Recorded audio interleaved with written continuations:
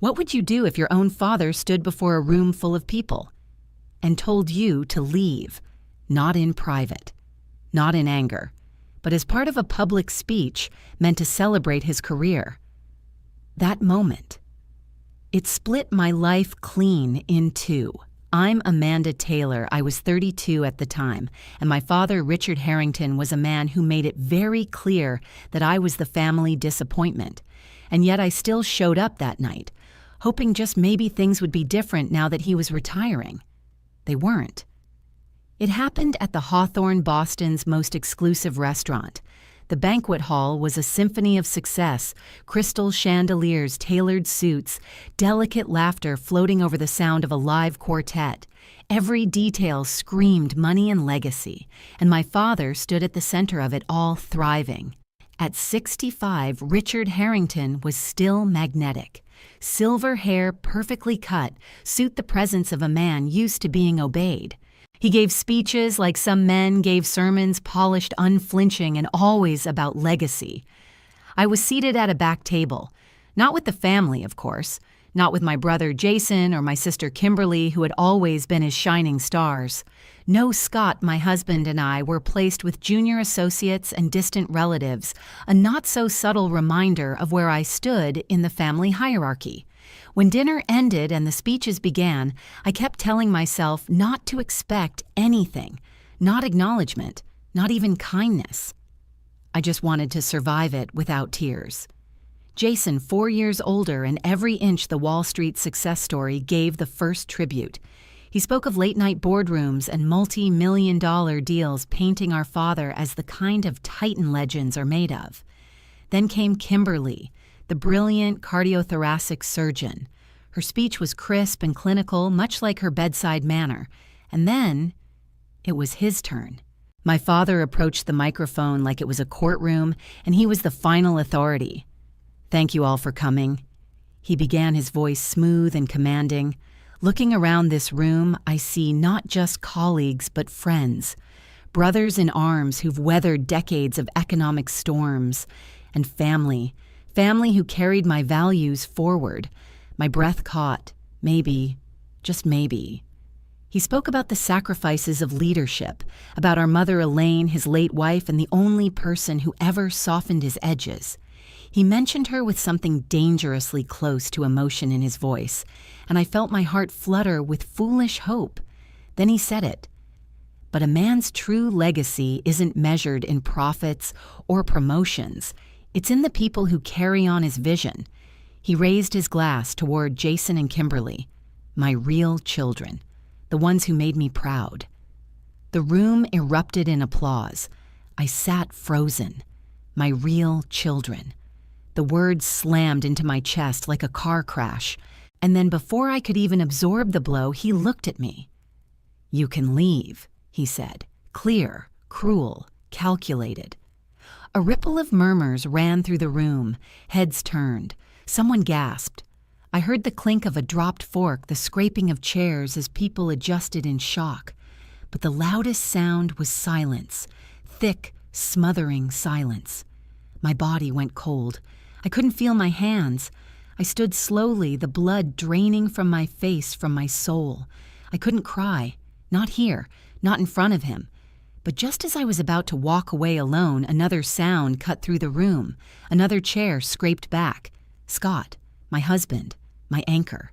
He rose without a word, his face calm but his eyes blazing. My father frowned. "Sit down, this doesn't concern you." Scott ignored him, reached for his water glass, picked up a spoon and tapped it gently, ping, ping, ping. The room fell deathly still. My father's jaw twitched. This was his night, his stage, his script, and Scott had just hijacked it. "I'd like to make a toast," he said, voice steady, "to the woman Richard Harrington failed to see." Gasps, whispers, a hush of disbelief. "To the daughter you just told to leave. I'm Scott Taylor, Amanda's husband, and since Richard shared his perspective tonight, I think it's time we heard another." My father started to move forward, rage building. "That's enough. Security will." Scott raised his hand calmly. "By all means, call security." But I'd love to see how the Boston Globe covers a story about a banking legend publicly disowning his daughter, then throwing her and her husband out of his retirement dinner. That'll go well with the press, don't you think? My father froze. Scott had him. In the one place, he was most vulnerable reputation. And then, without waiting for permission, Scott began his toast, his voice clear, his spine unshakable. You don't know Amanda because you never tried. She launched a publishing company with nothing but grit and a dream, no trust fund, no connections, just belief and brilliance. He turned to the room. She built Lighthouse Press from scratch, her latest novel optioned for a film. Her impact over 3,000 underserved kids now have access to free books because of her. There were murmurs again, curious, impressed, confused. This wasn't the version of Amanda anyone here had heard before. Scott's voice dropped fierce with restrained emotion. She sat at her mother's bedside for months, reading her favorite poems when no one else did. She gave up her college savings so her brother could stay afloat after a gambling debt, money no one else even knew was hers. She is the strongest person I know. My hands trembled not from shame now, but something else, something unfamiliar. Pride. Scott turned to my father one final time. Richard Harrington. Thank you for showing us exactly the kind of parent we will never be. He set down his glass, and then he reached for my hand, and together, we walked out. The silence that followed us out of that banquet hall was deafening. Even the valet seemed unsure what to say as he handed Scott our car keys. He avoided my eyes, fumbling slightly like we carried with us some invisible stain that might rub off if he got too close. But inside the car, I collapsed. All the composure I'd held together through my father's cruel dismissal and Scott's stunning speech, it crumbled the moment the doors closed behind us. Tears came in waves, unrelenting, breath-stealing sobs that shook my chest and soaked Scott's shoulder as he held me in the front seat, whispering softly, "It's okay now. You're safe. You're safe." I wasn't. Not yet. But something had changed. For the first time in my life, someone had stood up for me publicly, unequivocally, and without hesitation. Scott hadn't just defended me, he'd exposed my father's version of love as a carefully curated lie. Back in our apartment, I curled into a ball on the couch, still dressed in my navy blue cocktail dress, makeup streaked and throat raw from crying. I remember whispering, "I'm so sorry you had to do that." Scott gently cupped my face. "I'm not. I've wanted to say those words for years. If he never forgives us, that's his loss. And honestly, Amanda, his forgiveness isn't worth having." We stayed up until 3 a.m. talking, processing, replaying the horror and the triumph. Somewhere between exhaustion and clarity, I asked, "Do you think I overstepped by going in the first place?" Scott shook his head. "You didn't overstep. You showed up hoping your father might finally see you. That's not a mistake, it's hope. Hope isn't something to be ashamed of." The phone calls started just after midnight, 7 in total, each one angrier than the last. My father's voice crackled with fury in the voicemails, demands for apologies, accusations of sabotage, threats of being cut off permanently. Each one reinforced what I had finally started to accept: the love I'd spent my life chasing had always been conditional, transactional. By sunrise, I blocked his number. Later that morning, my phone buzzed again, this time with a text from Kimberly. "You've always had to make everything about you. Dad's retirement was supposed to be his night. You and Scott ruined it, as usual."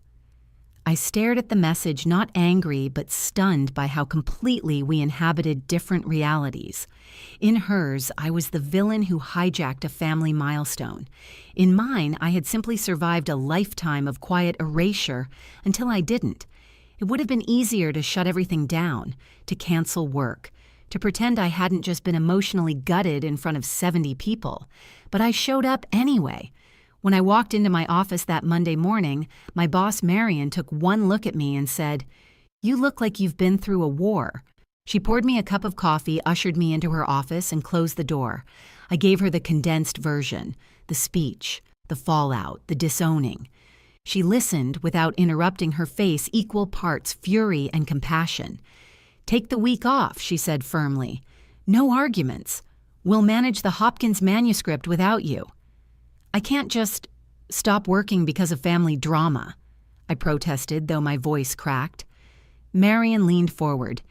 "If you'd broken your leg, you'd take time off to heal. Your father broke something inside you that deserves the same grace." I cried again this time, not from shame, but from the simple relief of being believed. The next 3 days were a haze. I rotated between numb television binges and sudden, unexpected crying spells.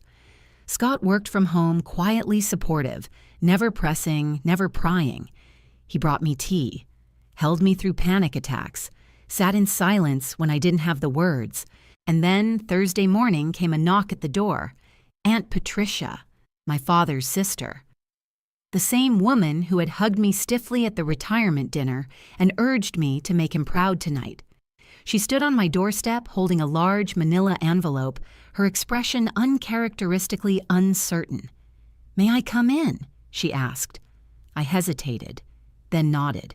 She perched on our couch like she might bolt at any moment, politely refusing coffee, adjusting the sleeves of her Chanel jacket like they itched. "What my brother did was unforgivable," she said, startling me. I should have said something that night, and I didn't. I didn't answer. I didn't know how. "I've been enabling Richard's behavior for decades," she continued, telling myself it was just his way, that it wasn't my place. She handed me the envelope. Inside were photographs, old ones I'd never seen. My mother pregnant with me, glowing and radiant. Me as a toddler riding on my father's shoulders, both of us laughing. A family fishing trip. I had no memory of my father teaching me how to cast a line, his hands gentle and patient. "I thought you should see these," she said softly. "There was a time before your mother got sick that Richard loved you. Unreservedly, her illness changed him. He became obsessed with control, with order, with measuring everything, including love." I stared at the photos. This smiling man holding me close didn't match the cold father who dismissed my publishing career as a hobby. "That doesn't excuse what he's done," I said finally. "No," Aunt Patricia agreed, "but it might explain why he lost the capacity to love the way you needed him to." When she left, I placed the photos in my desk drawer, not ready to confront them, but unable to throw them away. That night, Scott found me sitting in the dark, staring at the ceiling. "What are you thinking?" he asked gently. "I'm thinking I can't go back. Not to that house. Not to that version of myself." Scott nodded. "Then maybe it's time we go forward." Moving forward sounded easy, romantic even. But how do you outrun a shadow that's followed you your entire life? The day after Aunt Patricia's visit, Scott and I sat in our tiny kitchen drinking lukewarm coffee as sunlight spilled across the table like it didn't know my world had come undone. "We could leave," he said almost casually, like he was suggesting we change the channel. "Boston?" I asked. He nodded. "All of it. The city, the expectations, your father's proximity." I laughed, not because it was funny, but because it felt so impossible. "Leave." "Where would we even go, Portland?" he said. "Remember how we talked about it last year, the indie-lit scene, the Coast Clean break? The idea sat between us like a dare, tempting, terrifying. Could I really walk away from the city where I'd built my career, where my mother was buried, where every street corner whispered some version of who I used to be? But the truth was, I was already halfway gone." Scott sensed my hesitation and didn't push. Instead, he researched quietly building spreadsheets and neighborhood guides, leaving the door open, not forcing it. What he did insist on was therapy. "You need professional help, Amanda," he said gently. One night after another panic attack left me hyperventilating on our bathroom floor. "This is beyond what I can hold for you." He was right. I found Dr. Eleanor Waters through a friend's recommendation. Her photo on the clinic website showed a woman in her 50s, silver-streaked hair, pulled-back eyes that radiated kindness, but didn't seem easily fooled. I made an appointment, then canceled it, then made it again. The night before our session, I was a mess of nerves. What if she tells me I'm broken? I asked Scott. She won't, he said, but even if she does, broken things can be repaired. Our first session was awkward. I rambled, I cried, I downplayed everything, then over-explained. Dr. Waters listened without judgment, taking the occasional note, her presence calm and steady. Near the end, she said, "Amanda, have you ever heard the term emotional abuse?" I froze. I think she continued gently, "You've spent your entire life internalizing someone else's disappointment as your identity." I nodded, unable to speak past the lump in my throat. That session was the first brick in rebuilding a self I didn't realize had been buried. Weeks passed. Therapy became routine, sometimes agonizing, sometimes illuminating. I began identifying my father's voice in my own thoughts and challenging it. Dr. Waters helped me understand my coping mechanisms: perfectionism, people-pleasing, shrinking to fit spaces that didn't welcome me. And as I grew internally, Lighthouse Press grew with me. I launched a new imprint, Memoirs, focused on family healing, reconciliation, and trauma recovery. We published a collection of essays titled Unspoken, featuring stories from adult children, estranged from their parents. It sold out in 3 weeks. The more I stepped into my own voice, the more others seemed to respond. But healing isn't linear. One morning, I opened my email to find a message from Kimberly. No subject line. Just a clipped message, just letting you know Dad updated the will. You're officially out. Thought you should hear it from me. I stared at the screen, waiting for the familiar wave of grief. But nothing came. Not anger, not sadness, just space. That space was filled an hour later by an unexpected call. Jason. I almost didn't answer. We hadn't spoken since the night of the retirement dinner, and I wasn't sure I had the energy for another round of passive aggression. But curiosity won. "That was quite a night," he said after a long pause. I didn't expect Scott to do that. Neither did I admitted. But I'm glad he did. Jason was silent for a beat. Then, was it true what he said about the apartment? I knew what he meant instantly. My old college fund. "Yes," I said, simply. There was another long pause. "Why didn't you ever bring that up?" I exhaled. "Because I didn't help you for leverage, Jason. I helped you because you were my brother." He cleared his throat. "I never said thank you. Not properly. You just did. It wasn't a reconciliation. But it was something." After we hung up, I sat quietly replaying the conversation in my head. It felt like opening a window in a room that had been sealed for too long. Later that day, Scott came home with news. I got the offer, he said, handing me a printout from a Portland-based tech company. Remote work, great salary. They want me to help design publishing software. I blinked. Is this the sign?" Scott grinned.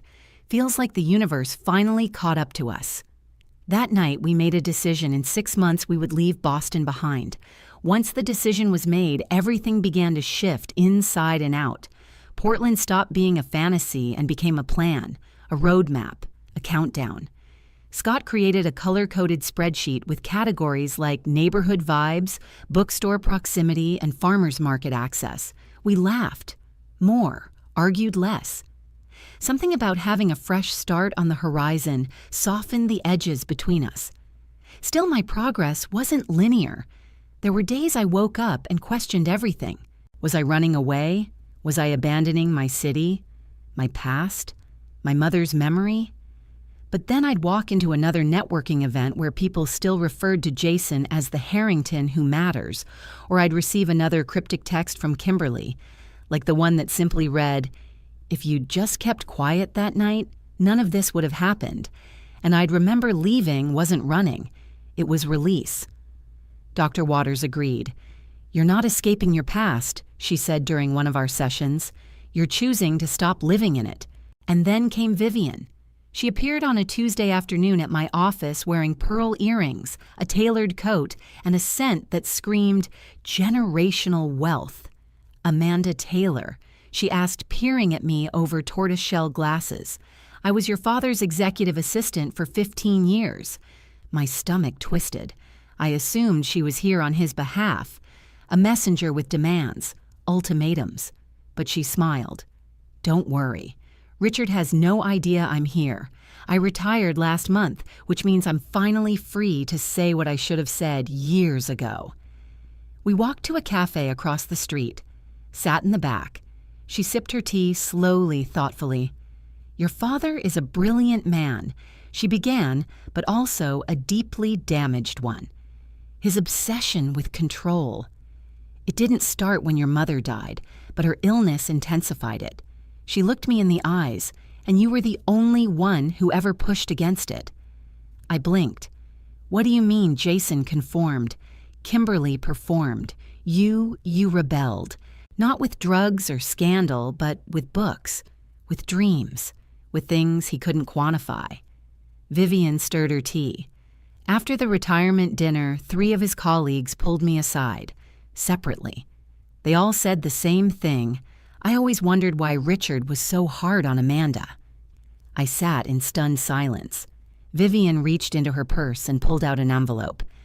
"I'm not here to stir the pot, but I thought you should have this." Inside was a typed letter, one I'd never seen, dated the year after my mother passed. It was addressed to the board of First Atlantic Bank. In it, Richard requested an indefinite leave of absence. One line jumped out at me. "My daughter is struggling. I don't know how to reach her, and I'm afraid I'm making things worse. I fear I'll fail her the same way I failed Elaine." My breath caught.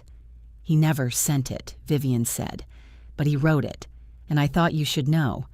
Somewhere in there he knew. The letter didn't excuse everything, but it reframed something, even if only slightly. Our move to Portland accelerated. We visited neighborhoods, fell in love with a craftsman bungalow, and put down a deposit. I found a co-working space for Lighthouse Press and began interviewing potential editors and interns. Scott's new company, they were thrilled to have him. We're running towards something he reminded me one evening as we assembled moving boxes. Not away. Still doubt crept in. Was I strong enough to build a life without trying to prove anything to Richard? Could I really let go of needing him to see me? Then came the moment that answered those questions. I was invited to speak at a local literary event. Nothing major, just a panel discussion on independent publishing.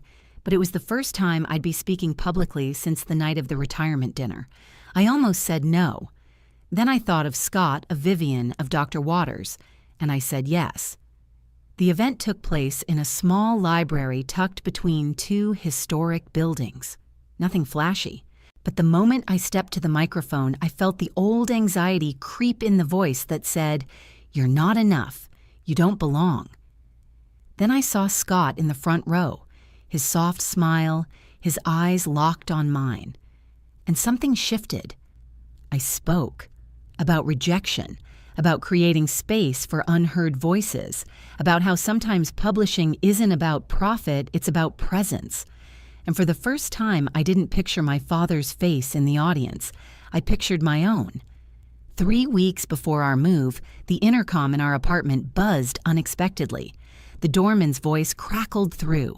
"Amanda, there's a Mr. Richard Harrington here. Would you like me to send him up?" I stared at the speaker, heart pounding. My first instinct was to say no, to slam that door figuratively and literally forever shut. But something inside me was tired of fear. I wanted closure, not avoidance. "Send him up," I said. Scott stood beside me in the kitchen, silent, watchful. "You don't have to do this," he said quietly. "I know," I replied, "but I want to." When the elevator doors opened, my father stepped into our apartment with that same commanding stride. But something about him had changed. Maybe it was the setting outside his world of private clubs and corner offices. Maybe it was age. He looked smaller, less certain. He scanned the room, his gaze landing briefly on the stacks of books, the moving boxes labeled Lighthouse Press, and the framed photo of Scott and me from our wedding. "I've come to clear the air," he said brusquely. "No hello?" I asked flatly. His jaw tightened. That scene at my retirement dinner, it was unacceptable. "You told me to leave," I reminded him. Publicly. "I expected you to respect my wishes," he snapped. "Instead, your husband made a spectacle that undermined my entire career celebration." Scott stepped forward, but I raised a hand. "I'll handle this." I turned to my father. "Did you come here to apologize?" I asked. He looked genuinely puzzled. Apologize for being honest about my disappointment. There it was, the clarity I'd been seeking. In his mind, truth and cruelty were the same thing. Love was earned by conformity. Respect was reserved for those who mirrored his values. "I think you should go," I said calmly. "I'm not finished," he said, stepping forward. "I've spoken with my attorney. If you and Scott don't make a public apology, you'll both be removed from my will. Is that clear?" The old Amanda would have crumbled, would have begged for forgiveness just to hold on to a shred of affection. But that version of me was gone. "We don't want your money," I said simply. "We never did." He stared at me stunned. "All I ever wanted was your love, your approval. But I'm done trying to earn something that should have been given freely." My father's face hardened. "You'll regret this," he said. "When your little publishing hobby collapses and you're drowning in bills, you'll wish you'd shown more respect." I took a slow breath. I respect myself now. That's enough. He stormed out, slamming the door behind him. A framed photo from our bookshelf toppled the glass, cracking as it hit the hardwood floor. It was a picture of Scott and me on our wedding day, laughing as we fed each other cake. I knelt to pick it up, carefully removing the broken glass. "What is it?" Scott asked, kneeling beside me. "The only thing that broke," I said, "was the frame. We're still intact." That night, we opened a bottle of wine and ordered Thai takeout. We didn't talk about my father. We talked about Portland, about fresh starts, about how we wanted our new home to feel. It was the first night in a long time I went to sleep without hearing my father's voice in my head. 3 days later, I sat across from Dr. Waters for what I thought might be my last session before the move. She asked me one question. "What are you taking with you to Portland?" I thought about it. Self-respect, boundaries, the knowledge that I don't need to be chosen to matter. She smiled. "Good. Now what are you leaving behind?" "My father's voice," I said, "the one that told me I wasn't enough." She nodded. "That's a brave thing to let go of." As the movers packed our final boxes, I found the envelope Aunt Patricia had given me, the one with old photographs of my childhood. I looked at them again. They didn't hurt as much this time. They were just fragments, pieces of a past I no longer lived in. Scott came in, holding a newly framed photo, our wedding picture now repaired. "I think this belongs here," he said, placing it at the top of a box labeled "Memories Keep." We left Boston the next morning at sunrise. I didn't check my phone for messages from my father. I didn't think about what he'd do next. I just watched the city fade in the rearview mirror and held Scott's hand, the road ahead wide and open. Portland greeted us with a rare gift, a week of uninterrupted sunshine. Locals joked that we'd brought it with us from Boston, but to me it felt like the universe saying, "You made it." Our new home was a modest craftsman with a front porch big enough for morning coffee and a converted garage that would become the new office for Lighthouse Press. It wasn't grand, but it was ours, from the creaky floorboards to the garden out back that bloomed with defiance against everything I'd once believed I didn't deserve. Scott settled into his new role at the tech company. I unpacked box after box of books and started building something bigger than myself, something rooted in truth, not performance. And then one day I stood in our kitchen holding a stick with 2 pink lines. Pregnant. For the first time, I wasn't afraid of becoming a parent. I wasn't afraid I'd become him. Therapy continued, though, with less urgency and more reflection. Dr. Waters and I moved to monthly check-ins, focusing on sustaining the inner voice I'd spent so long developing. I'm afraid I told her one day, my hand unconsciously drifting to the curve of my belly, of what of messing it up, of passing on my trauma, of being cold, like him. Dr. Waters leaned in. Amanda, the fact that you're asking that question proves something critical you won't. She was right. I wasn't perfect, but I was present. And that was enough. Lighthouse Press flourished in Portland's literary community. We launched a new series on healing narratives. Our imprint on reconciliation stories gained attention from a few national outlets. A year after our move, we were honored with a Small Business Award for Innovation in Community Publishing. At the award gala, I gave a short speech. I used to think success was about being seen by people who never really looked at me, I said.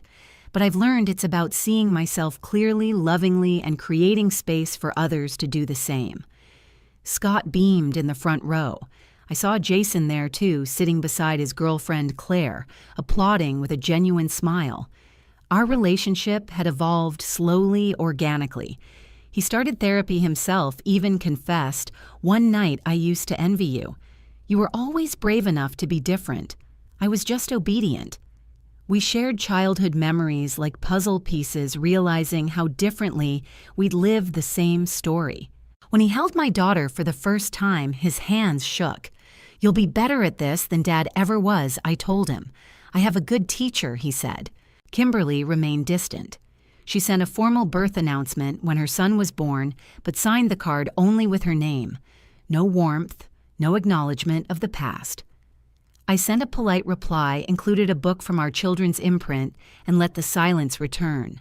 Not all broken ties are meant to be repaired. Some are meant to be respected. My daughter, Lily Eleanor Taylor, was born on a rainy afternoon in late November. As I held her for the first time, I felt something click into place. A fierce, all-consuming love. A need to protect her, yes, but also a vow she would never grow up measuring her worth against someone else's expectations. She would never beg for love that should have been unconditional. "She's perfect, Scott," whispered, brushing a tear from my cheek. She was, and so was I. Not flawless, but whole. I whispered to her that night, rocking gently in the chair Scott had sanded and painted for the nursery. "You will never have to earn my love. It's already yours, completely and forever." The journey to this moment had been long, painful, messy. There were nights I still dreamed of my father, of standing in that banquet hall again, hearing him say, "You can leave." But in the dream, I always smiled now, and I walked away without flinching. I'd finally realized that legacy isn't about bloodlines or bank accounts. It's about what we build with the pieces we're given. It's about choosing to create love in places where there was once only silence. This is my legacy now. Not my father's disappointment, but my daughter's future. Not a script dictated by someone else's values, but a life authored by my own hand. Have you ever had to walk away from someone who was supposed to love you? Has someone ever stood up for you when you couldn't speak for yourself? Share your story in the comments. I'd love to hear it. And if this resonated with you, don't forget to like and subscribe. Because sometimes the bravest thing we can do is walk away from what breaks us and toward what helps us finally begin to heal.